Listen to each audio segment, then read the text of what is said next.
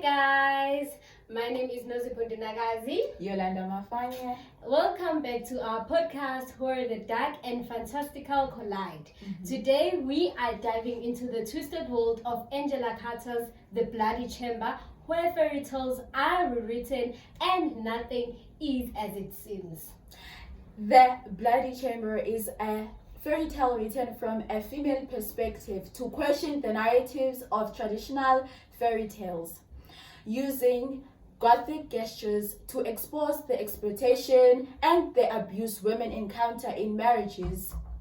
The Bloody Chamber is a fairy tale written from a female perspective to question the narratives of traditional fairy tales, using Gothic features to expose the exploitation and the abuse women encounter in marriages under the notions of happily ever after.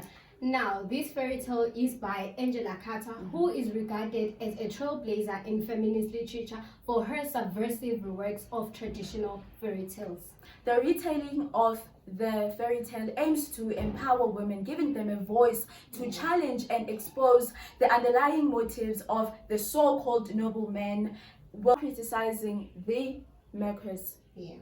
Traditional fairy tales usually hide and conform to patriarchal ideologies through fantasy and romance. You know, if we remember the original fairy tale, The Blue Beard, the girl was saved by the brothers and not the mother. That brings us to the notion that usually in fairy tales, there's going to be Prince Charming who's going to come and save the girl, right? So Carter is trying to criticize or change that narrative, right?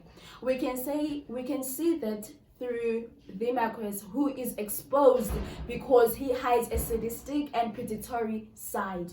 Carter criticizes the Marquis because he weaponizes luxury, fairy tale, and romance to lure women into having control over them. While we're still criticizing the men and not the luxury and the fairy tale, right? So we must bear in mind that the Marquis is old and has been married for three times, right? And in just 3 months after his wife dies, he goes on and marries a 17-year-old girl who is not only young but comes from a family where there is no father figure and they are really poor. So he does this in order to have that control of having someone who is inexperienced in the marriage, so that she can be his object and he can control her. Now, a question. Right. What do all of his wives have in common? This is actually a great question. And all of his wives were younger than him, and this reflects his desire to control and dominate them. Now, let us analyze how Carter transformed the fairy tale into Gothic explorations. Marriage is something that traps women.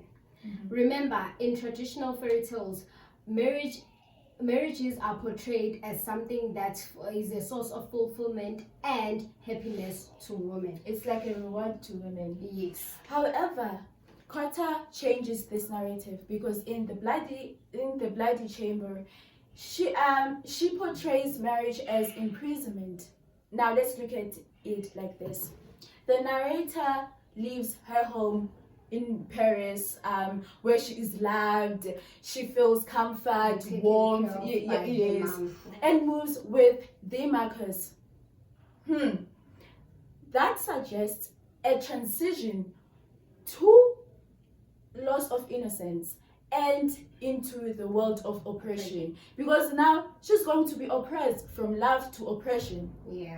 For instance, the isolated castle with spiked gates surrounded by sea implies that the narrator is entering a prison and a world of danger.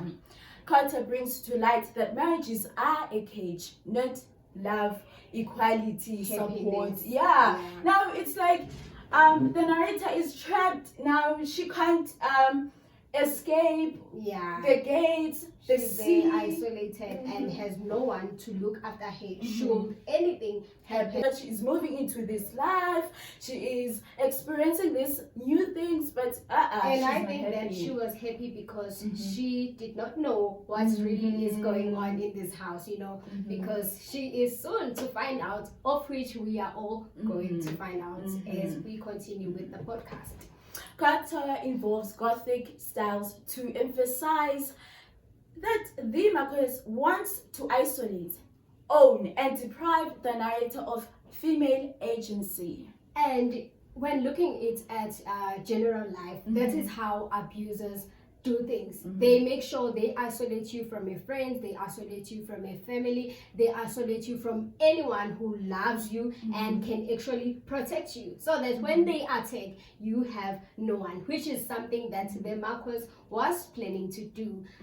Proceeding to the subversion of happily ever after through violent awakening.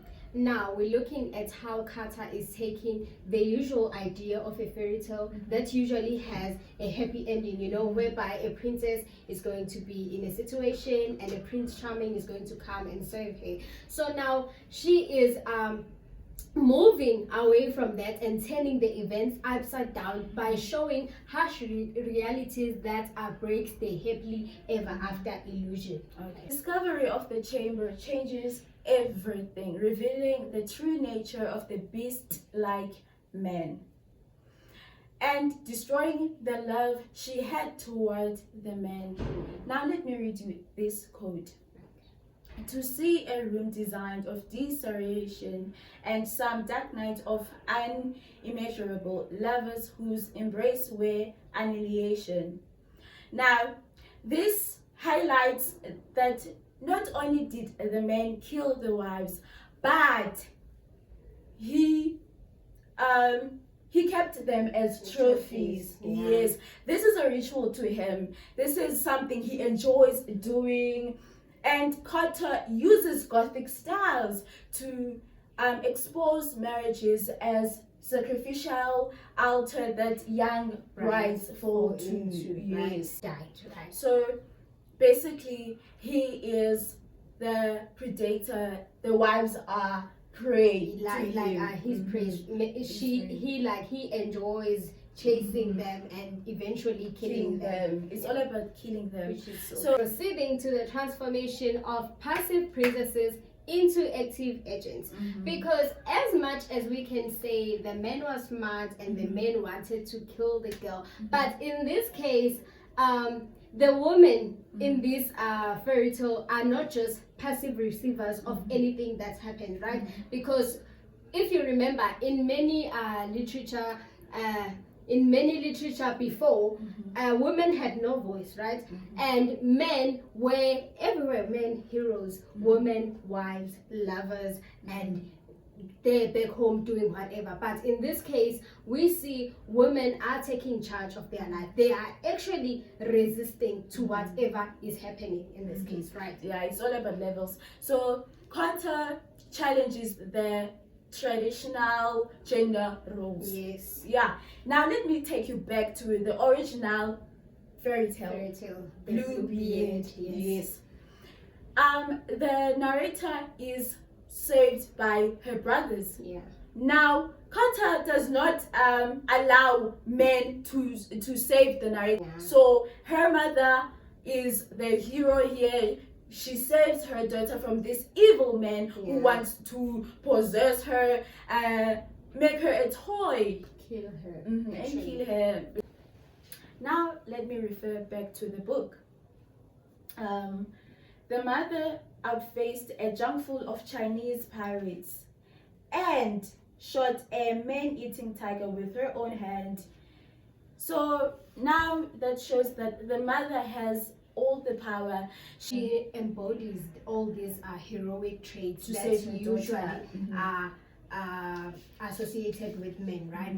And looking at the fact that the girl was told to go in any room around the castle but not enter that specific room, and her being curious and wanting to go to the forbidden room, we see that as resistant. That is her resisting and her transforming from being a passive princess, but to be someone who is active, because she could have just listened, and she could have just listened to the husband and not go there and being like the good wife and end up dying. But she just said, no, I'm not going to do that. I'm going to do it my way. And she found out what she found, and that actually saved her. Now we're looking at how Kata uses Gothic stylistic devices to reshape fairy tales around male desire.